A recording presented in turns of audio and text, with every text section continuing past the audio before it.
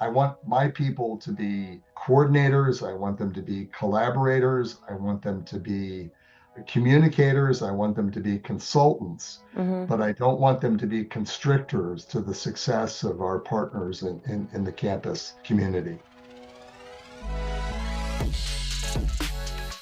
Hello, and welcome to the Partnerships podcast series by UIN.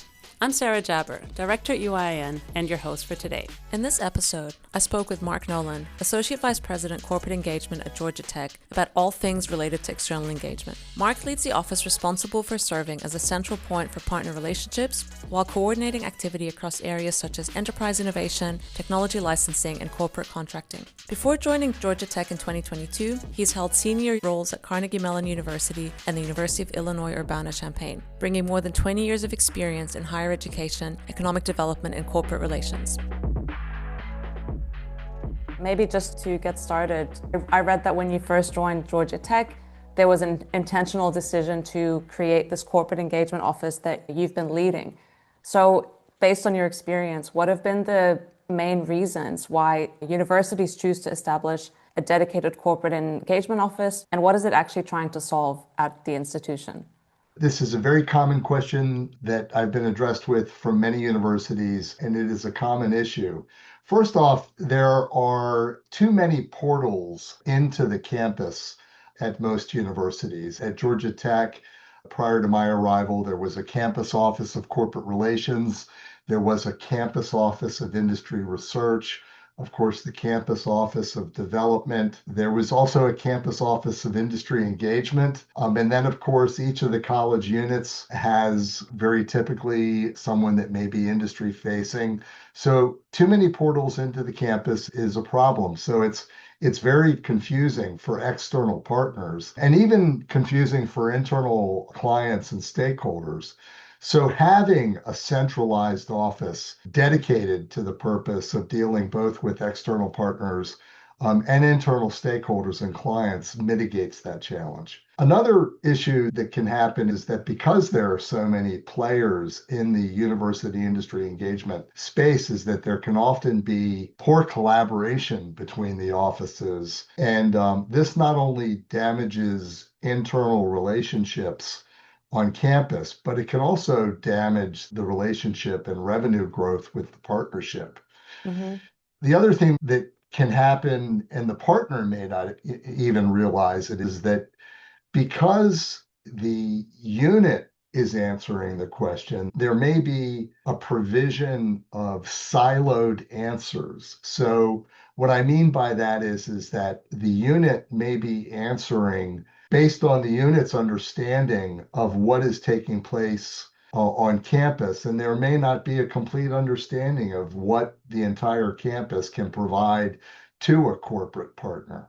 So the partner may be getting a less than optimal answer to address their needs. Mm-hmm. So there's less than optimal results and even lost opportunities with that company. But the number one reason that universities are choosing to establish offices like mine here at Georgia Tech, and it's the same reason that the Office of Corporate Relations was formed in 2006 when I was the first new employee in that office in 2006 at the University of Illinois, when the Center for Business Engagement was created at Carnegie Mellon University while I was there between 2016, prior to my departure to come to Georgia Tech in 2022, was new leadership. And very typically, it's a new president or new provost at the university that says, we're getting less than optimal results and we need to make a change. I think what you said about not having maybe that optimal answer because you don't necessarily have that whole of institutional lens when you're working in a specific area, let's say careers or just focus on research. So you're really looking at it from your own lens. Exactly, exactly. And maybe you can tell us a bit more about, so what is actually the remit of the Corporate Engagement Office and how do you work with internal stakeholders across the university? I think if one is considering creating one of these offices and having done this at Carnegie Mellon and actually being one of the first employees or the first new employee at Illinois, we really need to take into account what leadership may desire from such an office. And it really needs to take an orchestrated approach, is the desire to have a front door. And in the three operations that I've been involved in, that was the desire. So we need to work together with our partners on campus to remember at the end of the day that corporate partners and prospects are first and foremost the property of the university. While we want to respect the relationships that individuals and individual units have with these corporate partners and prospects, we really want to make sure that we're optimizing the relationship for the entire campus community. Now, we want to make sure that we're not duplicating efforts, right? As Mm. there, you've got the campus office of technology licensing, you have wonderful partners in campus units that are doing good work with corporate partners, career services, of course. We want to make sure that we're not duplicating those efforts. What I want to make sure that my office is doing is augmenting those efforts, that we're a service organization to those to those internal partners, and that we're a sales effort multiplier. Hmm. Now, at Georgia Tech, my office does manage those major corporate relationships that we have with such partners like Hyundai and like the Ford Motor Company or Microsoft and other corporate partnerships. But at Carnegie Mellon, there were units that actually managed some of those major relationships. And either way can work. At the end of the day, that central office needs to not duplicate the efforts, but augment the efforts of the units by being a service provider. The important thing in keeping that in mind is really to ensure that the central office isn't competing with the metrics of the people in the units. My metrics for my frontline business development professionals never compete with the metrics of the people in the units. And one way of doing that is to ensure that, perfect example, my people are measured on the front line by having revenue in the company going up. Hmm. And it doesn't matter what type of revenue that is. Whereas someone in tech transfer or in a unit may be measured by a particular type of revenue going up. My people are revenue agnostic. Revenue has to go up so they can be a partner in seeing that their success in the unit, their win is a win for my person on my team. Hmm. Okay, I just wanted to touch on that a little bit because at least in our community, in my experience when talking with universities, there is this feeling that they're very fragmented, that coordination is very challenging, and they're not always working in towards a uniform goal necessarily.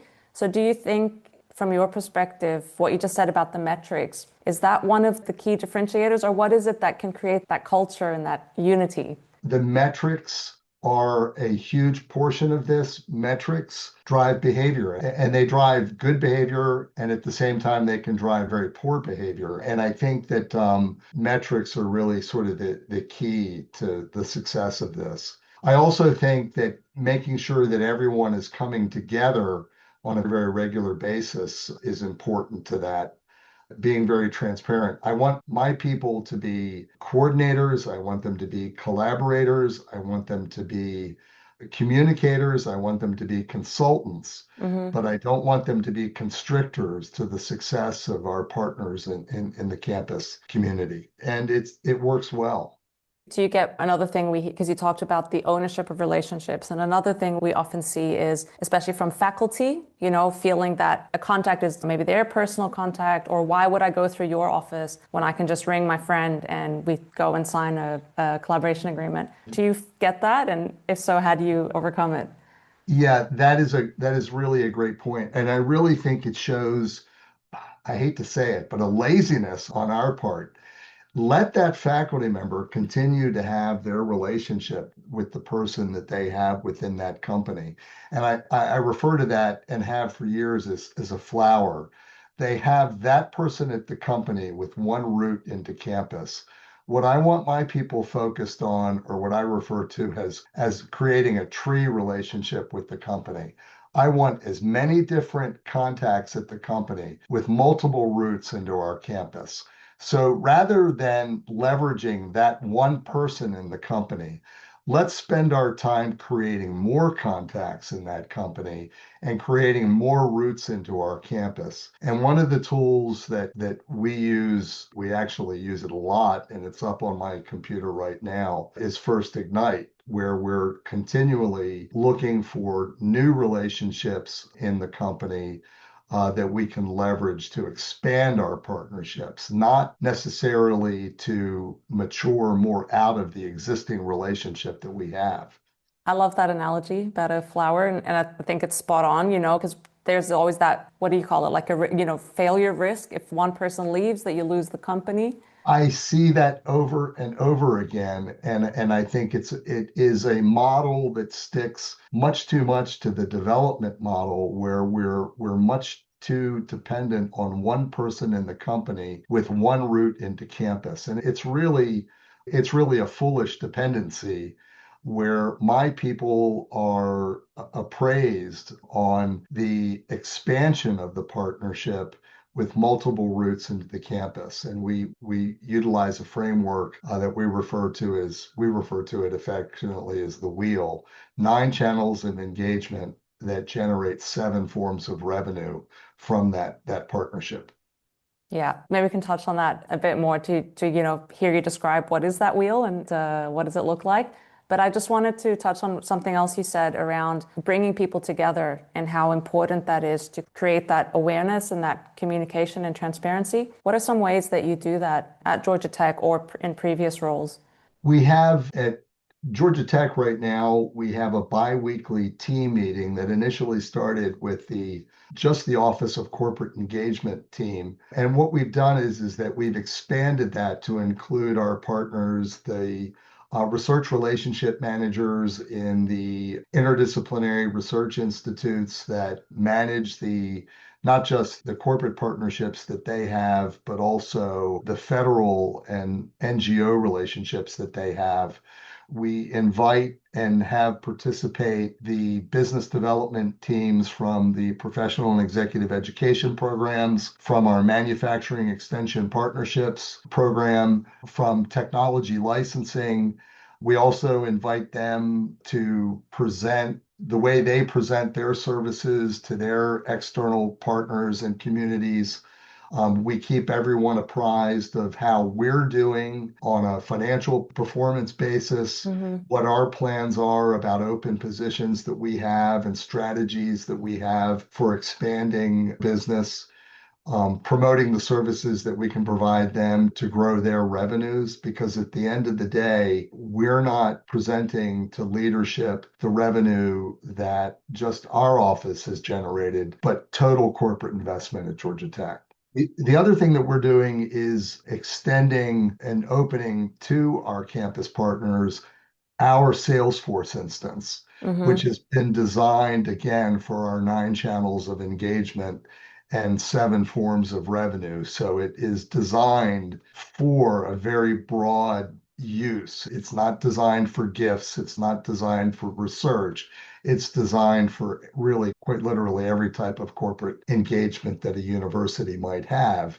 And we provide access to them to utilize our Salesforce instance. And that way we're all able to stay connected as well.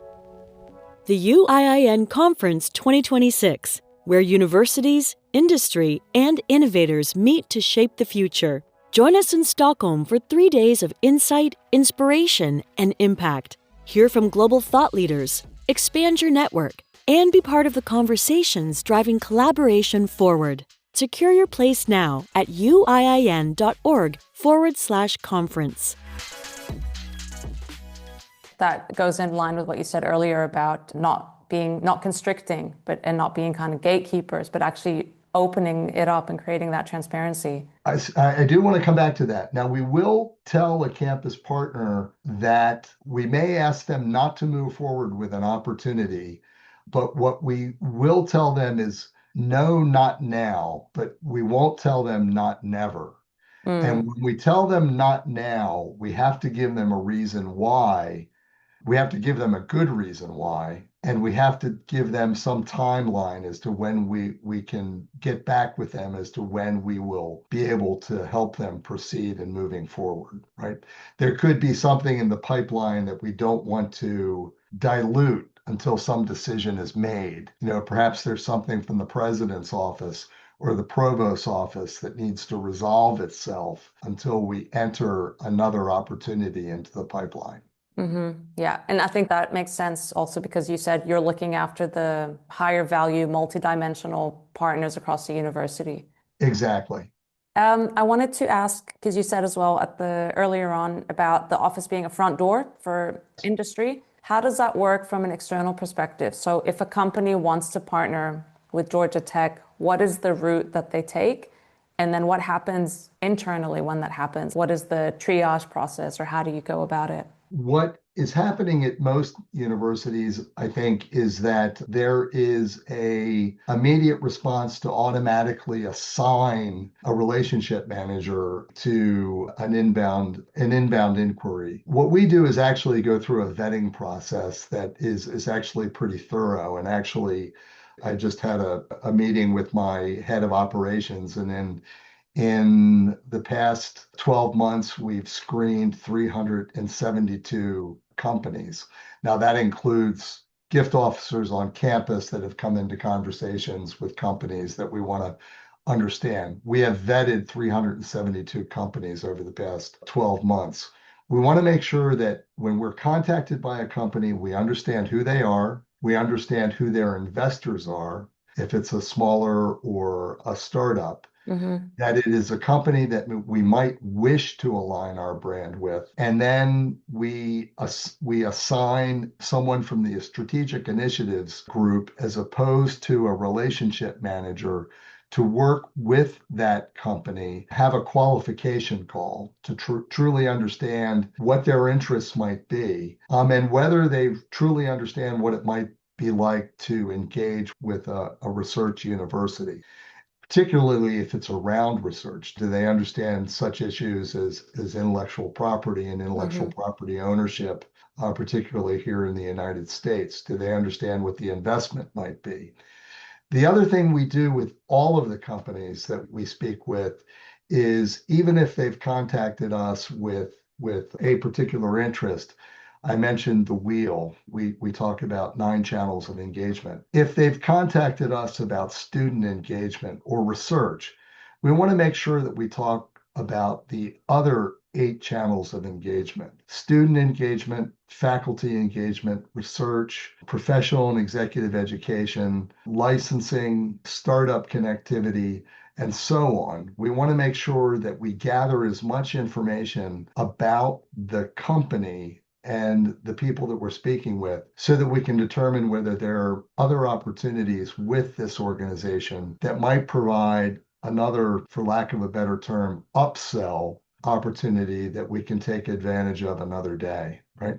Yeah. Then that strategic initiatives person assigned to this will stay with that opportunity from that first contact through the conversations through to the contract. And then if it turns out to be worthwhile, that relationship will then be turned over to a relationship manager. Thanks for explaining that, because it's always interesting to hear the process that different universities take, and also what you said around thinking about what else can we potentially do together from the onset. I think that's really valuable because, it helps you see what the potential can be. My focus with our relationship management team is really to keep them focused on the relationships that they have, ensuring that they're providing great account management, if you will, with the relationships that are in their portfolio, but also continually looking to generate new opportunities with those relationships. And that's a lot of work. And working with a new company, that takes a lot of energy, and that would dilute the attention that they may have on the accounts that they have in their portfolio. Do you have different people who manage different parts of the process, or is it one person who might see it from the start through to account management? The vetting process is a team of people. There are 4 people in the strategic initiatives group. I can envision where we're probably going to need more two senior directors, two directors, and all four of them are actually quite busy going through this from first contact to first contract process. Maybe we can touch on just very briefly, because it's always an area that I'm personally interested in, but I know people who in our community also find really interesting this classification of partnerships. So you talked earlier about the bigger value, more, maybe for lack of a better word, maybe more strategic partnerships. Do you have different classifications that you use? And if so, could you maybe tell us a little bit about how you approach it? I'm not a huge fan of tiering our partnerships. I really think that what we're doing really is on an annual basis, the executive director of the relationship management team, and that's Caroline Wood, is gathering all of the information from Salesforce and the revenues generated and the opportunities identified. And we're pulling companies out of relationship management, turning those into house accounts, and pulling companies into relationship management as opposed to doing tiering. Now, there are certainly companies that at the top of the pyramid, if you will, but I think those are evident based on the kinetic activity that are taking place on our campuses. I think also that the activity that companies have over time will ebb and flow based on the health of their industries, and we stick with our partners through those ebbs and flows. Yeah. You talked earlier about metrics, and you said with your team or your office, it's really looking at revenue growth. I'm just wondering as well, how do you both internally and externally really showcase and demonstrate the value add that your office brings to the university and to external partners? Is it through showing some of those metrics? Is it more through stories, impact cases? How do you demonstrate that value and, I guess, showcase what the office is doing? At the end of the day, the executive vice president for research, who is my direct boss, is going to be most interested in the revenues generated in the research domain. And that could be directly from a company or as subawards under federal prime contracts here at Georgia Tech, where we do a lot of work with the aerospace and defense industry. So there's a lot of federal subawards that occur. So that, I think, would be his primary interest. I have a dotted line to the vice president for development. I think that his interests are going to be those in the philanthropic funds raised and gifts received. At the end of the day, when the president has asked me what is total corporate investment, it is those two sources of revenue, not raised, but gifts received, research funded, but also increasingly professional and executive education, licensing, leasing on our campus, the utilization of core facilities, and sponsorships. So that's 5 more sources of revenue. And that's how I'm measuring my people: 7 sources of revenue: gifts, research, professional education, licensing, leasing, and so on. That's the story that I tell internally and in a macro view externally.